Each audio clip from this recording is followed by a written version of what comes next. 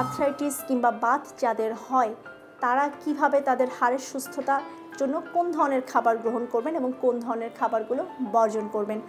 আপনার যদি বাতের সমস্যা থেকে থাকে অবশ্যই কিন্তু আপনাকে একটা প্রপার গাইডলাইন এবং প্রপার ডায়েট প্ল্যান ফলো করতে হবে, কারণ যাদের বাতের সমস্যা থাকে তাদের কিন্তু প্রচুর পরিমাণে জয়েন্ট পেইন হয়। অস্থি সন্ধিতে কিন্তু আপনার ইউরিক অ্যাসিড জমা হয়ে এই ধরনের পেইনগুলো হয়। তো যেই ধরনের খাবারগুলো আপনার রক্তে ইউরিক অ্যাসিডের মাত্রা বাড়িয়ে দেয়, আপনার অস্থি সন্ধিতে ইউরিক অ্যাসিডের মাত্রা বাড়িয়ে দেবে, আপনাকে কিন্তু ওই ধরনের খাবারগুলো বর্জন করতে হবে।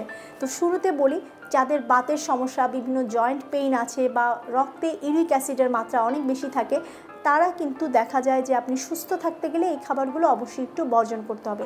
সেগুলো হলো, অনেকের সামুদ্রিক মাছ, অতিরিক্ত লবণাক্ত খাবার খাওয়ার প্রবণতা থাকে, সেগুলো বর্জন করতে হবে।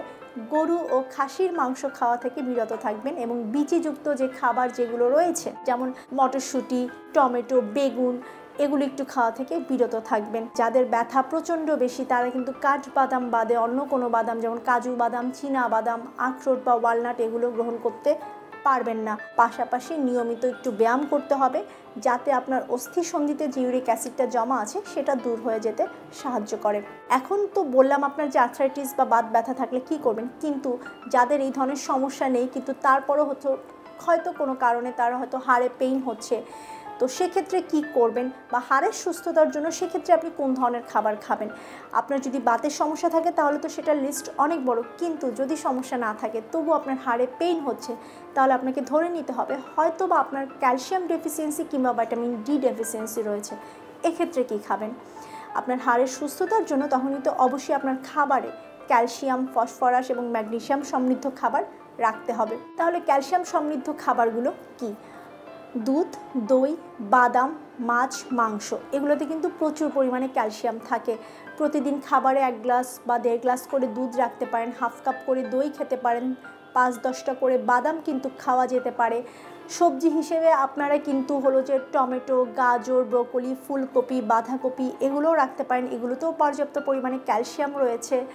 এবং এর পাশাপাশি কিন্তু আপনারা পালং শাকটা খেতে পারেন, পালং শাকেও প্রচুর পরিমাণে ক্যালসিয়াম পাওয়া যায়।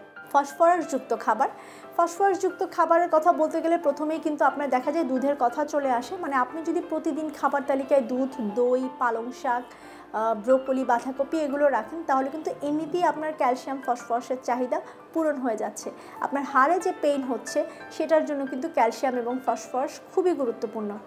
ম্যাগনেসিয়ামযুক্ত খাবার, বীচিযুক্ত খাবার কিন্তু আপনার খাবারে রাখতে পারেন। সামুদ্রিক মাছ, যদি আপনার বাতের সমস্যা না থেকে থাকে বা আর্থ্রাইটিস না থাকে, তাহলে কিন্তু আপনি অবশ্যই সামুদ্রিক মাছ আপনার খাবার তালিকায় 2 দিন রাখবেন।